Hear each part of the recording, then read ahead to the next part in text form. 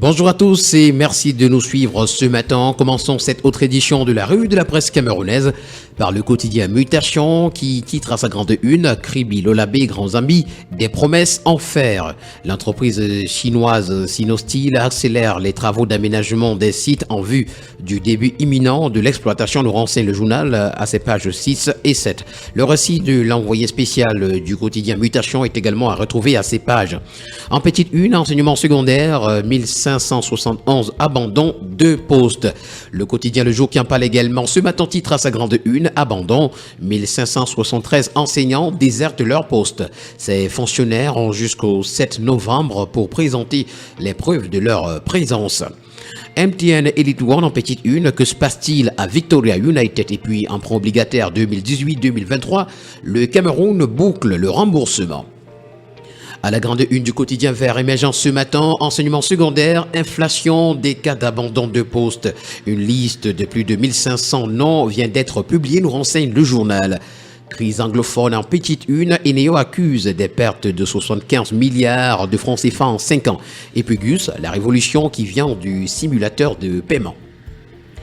À la grande une du quotidien bilingue national Cameroun Tribune, prix des produits de grande consommation, farine, poulet et œufs vont baisser. Les producteurs, en réponse à l'appel du ministre du Commerce, ont décidé de revoir les prix de la farine, de blé, du poulet et des œufs. Le sac de 50 kg de farine sera désormais vendu à 21 000 et 20 500 francs CFA contre 22 500 francs CFA actuellement. Le poulet sorti de ferme sera cédé en moyenne à 2 300 francs CFA et l'alvéole d'œuf devrait coûter entre 1 900 francs CFA et 2 100 francs CFA, bien loin des 2 500 et 2 700 francs CFA actuels. L'information ce matin est à retrouver en page 10. Le quotidien Information en parle également lorsqu'il titre d'ailleurs « œufs et poulet, le gouvernement fait baisser les prix ».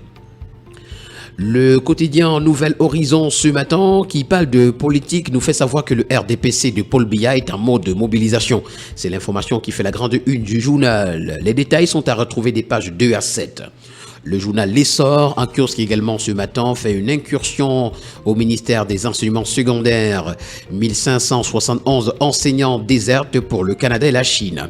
C'est ce qui ressort du communiqué publié par la ministre des enseignements secondaires, Pauline Nalova-Lyonga, où l'on peut récapituler près de 2000 enseignants qui ont complètement abandonné leur lieu d'affectation pour se retrouver dans les pays développés pour une vie meilleure. Le quotidien L'économie ce matin parle de décollage économique et nous présente les francs qui viennent du secteur privé. Dans une note de veille économique publiée il y a quelques jours, le Centre d'analyse de recherche sur les politiques économiques et sociales Camercap évoque entre autres le manque de cohésion au sein du patronat et les pratiques non éthiques auxquelles se livrent certains acteurs économiques. L'information ce matin est à retrouver en page 3. S'agissant du deuxième trimestre 2023, retrouvons l'activité économique qui croît en zone CEMAC, c'est en petite une. Le drapeau ce matin revient avec l'affaire Glencore et nous renseigne que Paul Biya a donné son accord pour une plainte. Le président de la République, Paul Biya, donne son accord pour le dépôt d'une plainte au tribunal criminel spécial dans le cadre de l'affaire Glencore. Transport urbain par bus, le Brésil veut investir au Cameroun, c'est l'information qui nous est présentée ce matin à la page 7. À la grande une du tri-hebdomadaire La Voix des Jeunes, on parle de littérature avec Manaouda Malachi qui soulève Paul Biya.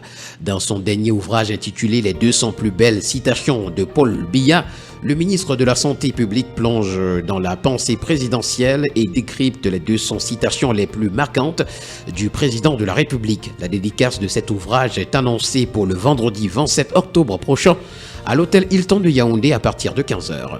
L'information d'ailleurs est à retrouver au complet à la page 3. On parle de santé ce matin avec le quotidien de la santé éco-santé qui s'intéresse à la mise en œuvre de la couverture santé universelle phase 1, le fonds régional pour la promotion de la santé du centre Outils Les Mers.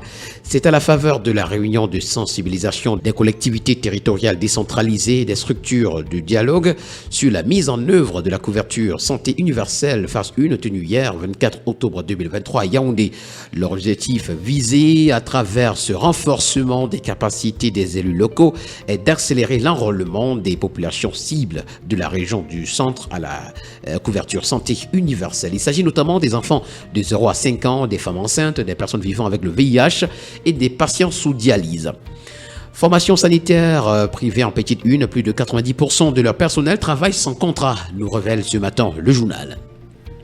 Le quotidien L'Info à chaud pour sa part, ce matin nous renseigne que suite au mouvement OTS, que veut le mouvement Trop c'est trop? C'est une interrogation. Les enseignants du secteur de l'éducation de base suivent désormais leurs collègues des enseignements secondaires dans les revendications visant l'amélioration de leurs conditions de travail. D'où le lancement du mouvement TCT, Trop c'est trop. La quintessence de leurs revendications nous est présentée ce matin à la page 7. En page 6, retrouvons la mise au point au sujet de la sextape. Le sous-préfet de Garoua-Boulaye dénonce ce funeste montage facial.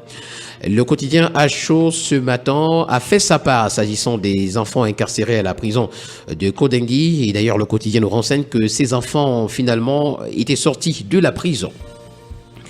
Le quotidien EcoNews nous présente à sa grande une ce matin le bilan 2022 d'Eneo et nous renseigne que ce bilan est peu flatteur.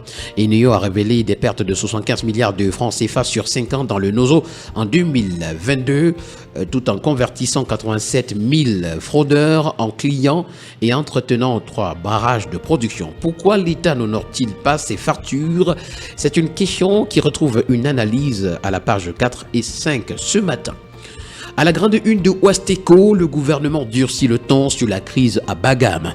Le moulinex de Atangandi écrase le chef illégal Mouyebe Zossier. C'est le titre que nous pouvons lire ce matin à la grande une de Ouestéco.